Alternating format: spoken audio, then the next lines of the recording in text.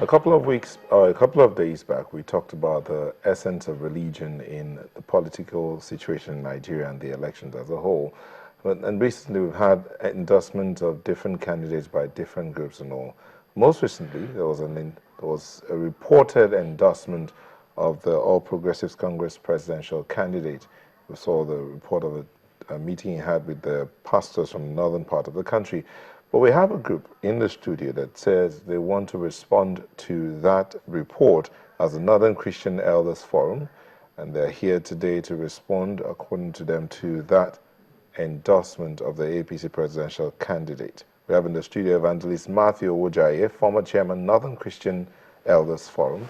Thank you for coming. Thank you. Also here is Elder Sunday Oibe, PR Public Relations Officer, Northern States Christian Elders Forum Christian Association of Nigeria. And Northern Christian Association of Nigeria. Thank you for coming, gentlemen. Thank you so much. Let's begin with what's the political situation and preparations like in the northern part of the country? Let me begin with you. Well, you see, you have permanent interest, not permanent friends. And Sardauna said, this new nation called Nigeria will be treated as an extension of Uthman Dan Fodio's empire. The Southern Protectorate will be treated as conquered territories, and the minorities in the north will be used as tools. The minorities in the north are not a minority in population. They are only a community of minority tribes. We are tired of being used as tools. We want to have a voice. So that's the political situation. The minorities want to have a voice, want to stand where they think their interests can be taken care of. And how are they going about this having a voice that you're talking about? Well, you see, we have several issues. One, like the Christians, you see, one of the things you have to understand is that there are minorities who are not Christians. Mm-hmm. They're Muslims in those states. But they are part of the minority, and they suffer what the minorities suffer. But let's take the Christians. In all government secondary schools in most states, they won't give teaching on Christian religious studies. And even if you want to pay teachers to come and do it, they will not agree. In some of the northern states, you can't get certificate of occupancy for your church.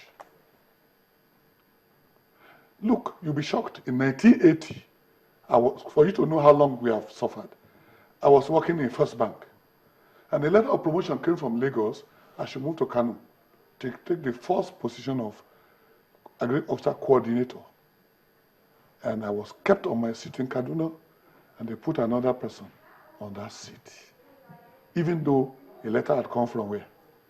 Head office in Lagos. So we have, our areas are marginalized in development. In appointments, we are marginalized. And this has gone on for years. And we are tired. Ella Oibe, there was a recent endorsement of General Buhari, a reported endorsement of General Buhari by the Christian Association, Christian leaders in the northern part of the country. What's your position on that? Thank you so very much. Like you rightly used the correct word, reported endorsement of General Buhari by the Christian leaders in the North, Eagle's Eyes. I have been a member of the founding fathers of Northern Christian Elders Forum. I have been for over 30 years with Christian Association of Nigeria. In fact, I am the public relations officer of 19 Northern State CAN. All of those characters that you see there, none of them is known to us. As I talk to you, the chairman of the Christian Association of Nigeria, 19 Northern State, respected Archbishop Peter Jato, never with his ESCO has come to any meeting to say we are going to endorse anybody because we are not political parties, we are not politicians. Those individuals that you see there are not known to us.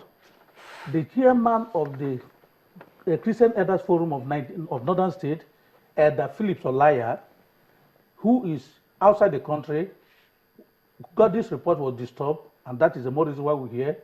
We don't know any of these people, they don't belong to, and these are the two umbrella bodies that speaks on behalf of the Christian in the entire Northern State.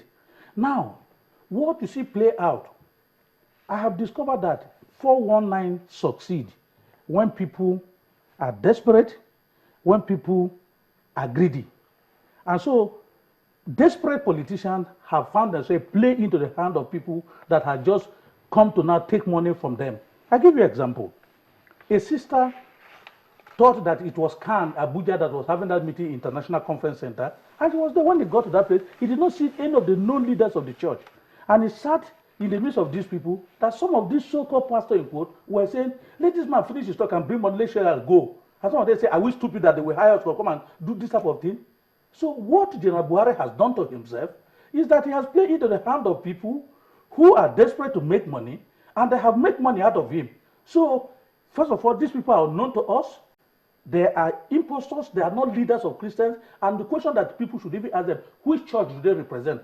Have we ever, in the history as a journalist, have you ever heard of any Christian Elders Forum of Northern Nigeria, Eagle's Eye? Have you ever heard of it? This is a name that was coined around the political activity that has happened because they know Nigerian politicians are desperate and they took advantage of them. Okay, you said something earlier which I thought we should focus on, but as much as possible, please let's keep this in personal. Let's look at the issue. You said the Christian Association of Nigeria, 19 northern states, and indeed the Elders Forum, Christian Elders Forum in the northern states, it says is non-political. So you have no endorsement for anybody, but then if you're not endorsing anybody, how do you hope to get your voice heard? Because that's one of the things you said you want to. What normally happens is that, you see, when you get to the polling point, it's only you. So nobody can say, this is where you should go and what? Put it. Because only you then will put it. But if you had known that, look, number one, I represent Jesus. I'm ready to die for Jesus. I'm not ready to die for a political party. So when the interest of Jesus is concerned, I won't take $1 billion to vote otherwise. If I vote for a candidate because I think he will keep my faith, even if he loses, I'm okay. God will know that I have voted for the person I think my faith will be what? Kept. So we don't decide and tell everybody, this is where you go and vote. But do you have any relationship with the political parties in the northern states? No, we are free. Anybody can come and see us. Our members can belong to any group. But at the end, everybody will know this is where our interest lies, without force. Your members can belong to political parties. Yes. And they have belong to different political parties. But you leaders do not belong to any political parties. We don't have to. We're not partisan. We don't have to belong to any political parties. Yes. What has been your experience? You talked about experiences of being marginalized. You even talked about marginalized. How has that? What's the experience been like? Well, the situation of the Christians and the minority tribe in the north has been a very pathetic situation, and that is why when the story of the minority tribes, not minority in terms of number, but it's minority in terms of ethnic nationality and the different dialectical nationality that spread cut across the north, because if you put all of them together, they become a majority. I give you an example. In Kaduna State, we have 53 dialectical nationality. Hausa is just one. But yet, everybody thinks that everybody in the north is an Hausa Fulani, and what is not correct. So our experiences has been because of this small grouping scattered all over the place, and they decided not to allow us to come together, and the system that brought Nigeria to be, the colonial master, has not helped us. So, like he was just saying, there are some states in the north that says you cannot go and apply to read some certain courses in ABU. I give you a practical example. An interview was conducted for the Vice Chancellor of Muhammadu Buhari University, a federal university, a famous university for that matter. A Christian from southern part of Kaduna, the next person to him, the gap between them was 36. But he was denied that he cannot be the VC simply because he's a Christian. And that has been the experience of the Christian. I have a friend from Sokoto. He's a professor, his wife is a PhD holder.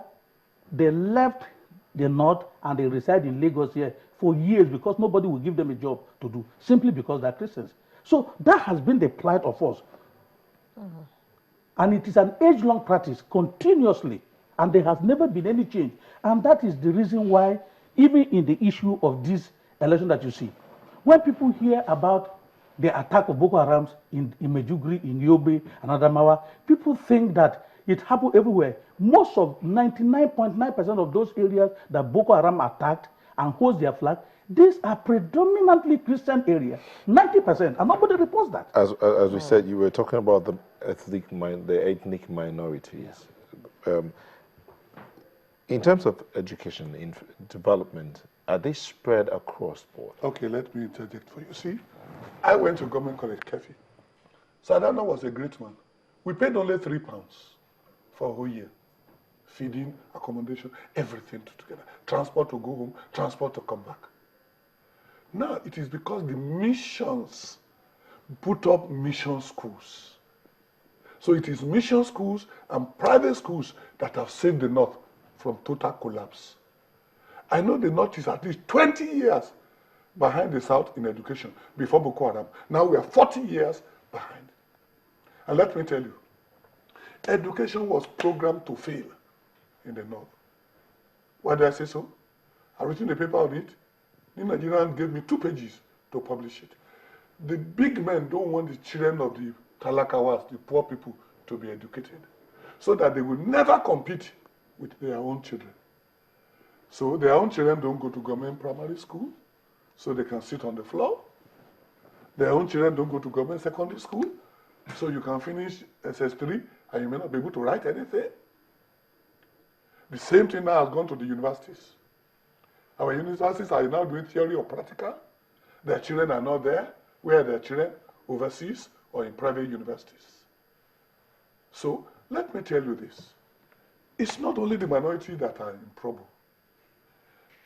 Even the poor masses in the North are neglected.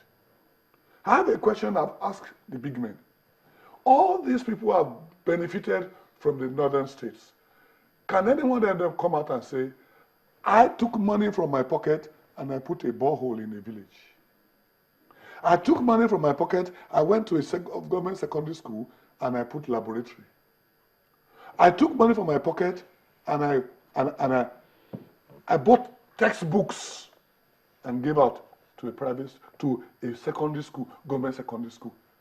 If they were to go and take WAEC result and NECO result and remove all the private schools, let us see what the result will be in the North. It will be a disaster. So our own people have cheated us, not just cheating the Christians or the minorities, but cheated the masses of the North. And it is a pitiable thing. Okay. Do you have your permanent voters card? Did you register? Wonderful, I registered. Let me tell you the story.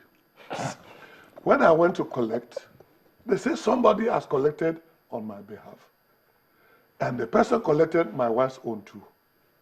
So now, if people are collecting voters' cards on behalf of people, By proxy. is that the normal thing? Now, they didn't tell me the name of the person. They don't know the person anymore. After some weeks. Surely the person signed. That's the problem. Did they sign? They should check. Did they sign? This is malpractice going on.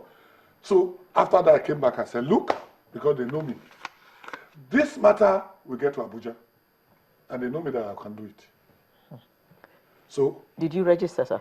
Yes, I did register. Do you have your permanent voters card? I did have my permanent voters card. Okay. But the situation, how I got my permanent voters card, is a thing that I have to suffer for 2.5 weeks. But that is not what the issue is. I finally got my As I talk to you right now, I have over 1,000 names from Borno State alone. Every day they forward this to me.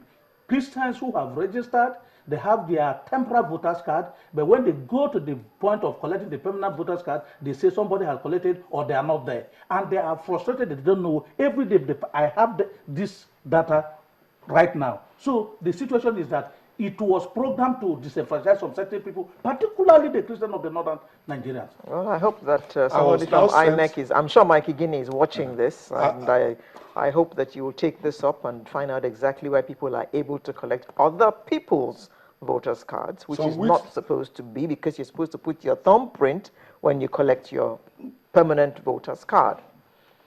Yes, you were saying something. Some weeks later, they said a child came to my house and brought the 2 cards, myself and my wife, that the mother said they should give us. That's why I now have, because I threatened the matter will reach Abuja. What's your position on the security? You say you'll get some information from Borno State. Let's look at what's your take on the situation there, especially the Chibok girls, the return and all of that. The situation in Borno State is still pathetic. Pathetic in the sense that our people who have been displaced, chased away from their place of nativity, scattered in Abuja, in Nasarawa, in Plateau, all over the place. These people are Nigerians, and now they live. In fact, some of them, we were with them last week, when the president of the Christian Association of Nigeria, Pastor, decided on his own to send relief to one of the IDPs camp in Abuja because their situation was so pathetic. Some of them cried that they want to go back home. They want to go to their place. More particularly, they want to exercise their franchise of voting. But now they cannot go because there's continuous threat.